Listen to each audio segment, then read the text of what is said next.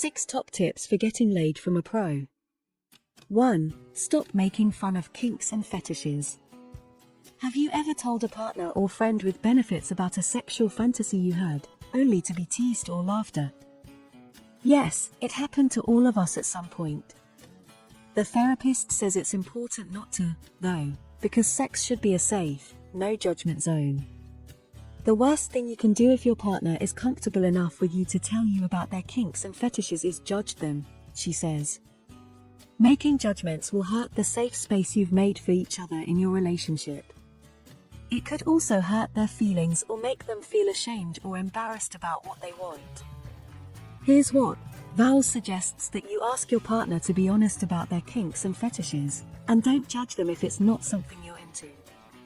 In the end, it's up to both of you to decide if you're comfortable with their kinks. This isn't a requirement in any relationship, and you might not enjoy the same things. But at least be willing to hear about them and accept them without making any decisions about them. This advice is very important because the expert says that a great way to please your partner sexually is to find out what turns them on. You might also find that you like what they like, which can bring you closer together and give you both more sexual pleasure and a stronger bond. On top of that, if you're open to what they like, they'll be more open to what you want and need. Winner, winner. 2. Tell us what gets you excited. Sounds easy, but sometimes it's not that easy. Expressing what makes you sexually interested and turns you on can be scary because it makes us feel vulnerable, says Vowels. But if you trust your partner, sharing what makes you sexually interested can make sex better for both of you. She says that just because you shared something with your partner doesn't mean that either of you has to do something you don't want to do. That being open and honest builds trust and closeness in a relationship. Knowing what you both like can also help you get the most out of sex, making it more enjoyable for both of you as you confidently push each other's buttons. This advice is very important because it's a great way to make sex more satisfying. Your partner can learn to please you, which will make sex better for both of you as you work to find what works. When you're honest with your partner, it can also make your relationship feel closer, she says.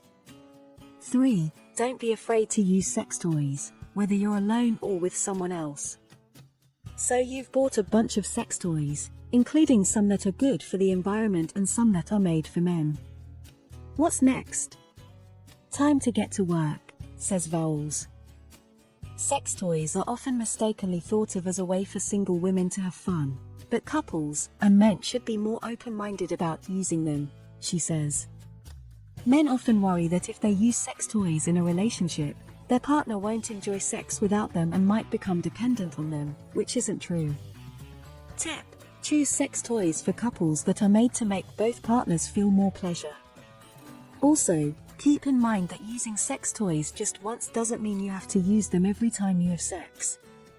This advice is very important because when it comes to sex advice, it's important to keep an open mind. Sex toys can make you feel excited and give you a new way to have fun, says Vowels. Forgetting the taboos and shame that come with them can also be sexually liberating for both of you. Are you ready to have fun? Sex tips: a young, romantic couple kissing in bed. 4. Remember that having less sex doesn't mean you have a bad sex life. One of the worst myths that Vowels spread and that she often meets. The idea is that your sexual life is bad if you don't have as much sex. This is just not true, she says over and over. We go through ups and downs in life, she says.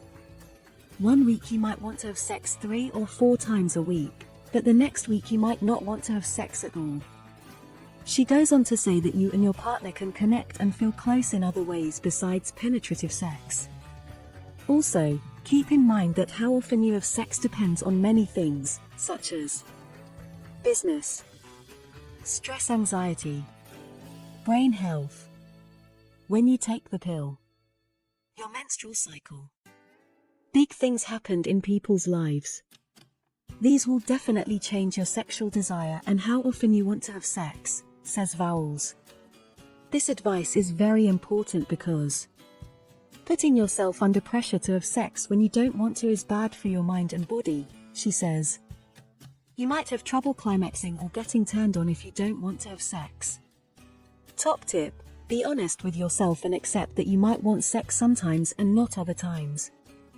Simple. 5. Think about what you want. Hands up if you've been fooled into thinking that what makes you happy sexually will always be the same. Again, the therapist says this isn't true. Over time, our desires change.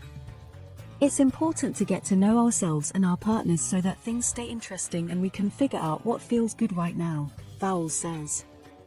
Try this. Try new sex positions, role-playing, the Kama Sutra, or reading erotic fiction. They're all fun ways to find out about sexual preferences and habits you might not have thought about before. This advice is very helpful because being sexually curious and trying out new things can make sex more fun and satisfying. Relying on the same sexual behaviors to help you enjoy sex can sometimes make you lose interest in sex, so don't be afraid to change things up, Vowles says. Sex advice: Russia, Moscow, a couple of different races holding hands and hugging. 6. Practice the sensate focus technique. Know about it? Don't worry, neither had we.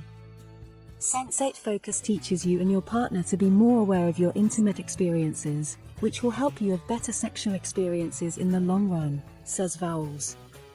It can also make you feel less nervous about sexual situations. The therapist says that sensate focus sessions are similar to tantric sex in that they involve touching your own body and the body of your partner without the goal of having sex or having an orgasm.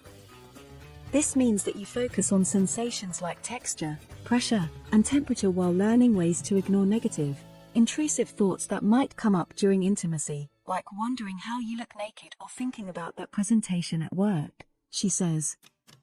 Find it hard to stay in the moment during sex? Here's something for you. This advice is very important because the therapist says that many people have trouble with intrusive thoughts during sex and sometimes feel like they have to climax during sex, which you probably wouldn't have guessed. Sensate focus takes away this pressure and helps you and your partner pay attention to how you feel and enjoy being in the moment.